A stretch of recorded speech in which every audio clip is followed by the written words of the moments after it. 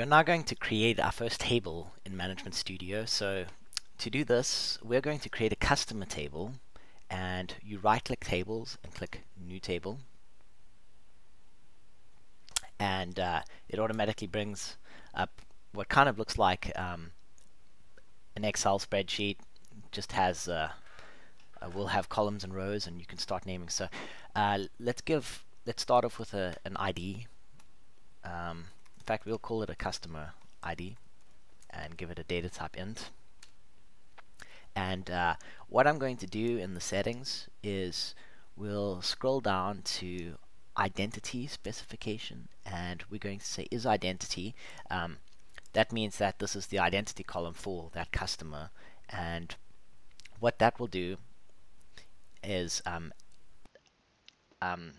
automatically increment. Every time you add a new customer, it'll automatically say, add the next available number in a sequence. So in this case, it's going to start at 1, the seed is 1, and then this is the increment amount. So you could have your customer ID starting at 1,000, and you could say that you want it to increment by 10. So it would mean that the next customer in the sequence would be 1,010, and then 1,020, and 1,030. And in fact, let's go ahead and do that. And I'm also going to make this our primary key, so you'll see here you can set that as the primary key. And I'll just add some properties to the customer. So we'll say first name, and I'll give it a varchar 50. Varchar means variable character. It means that the database will make sure that even if you don't when you enter a new row to this table and you do not provide a first name, it means that the database will make sure that it reserves 50 characters of space so that you can always add that first name, even if that database runs out of memory, runs out of storage.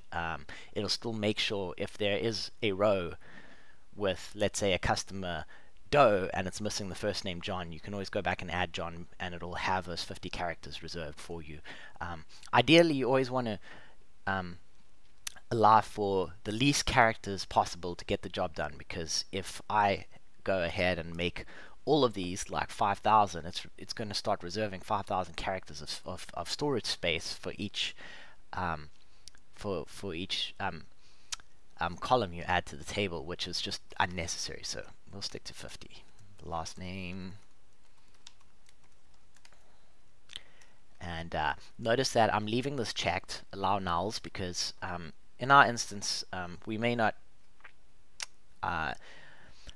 customer may not want to provide their first name, maybe just the last name, or they may want to just provide their first name and no last name because they don't want to give you all of their personal details, because a lot of people are nervous about that. Let's go date of birth, dates, and address. And let's do a couple of addresses. And this one I'm going to make a bit longer, make sure that we can store the full address. Address 2, and then city,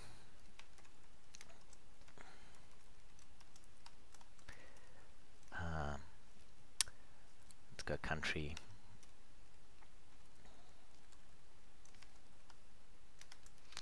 and maybe postcode.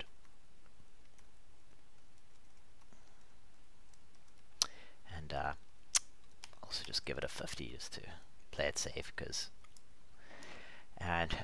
so there we have it. Now you can just go ahead, click the save button, and it'll ask you for a table name. So this is going to be our customers table. We'll go ahead and press OK. And now if we open up our tables and right click on it and refresh it, you'll notice we have a customer table. But if we do a quick query and select the top 1000, we do not currently have any records. It will be empty, but our table is created.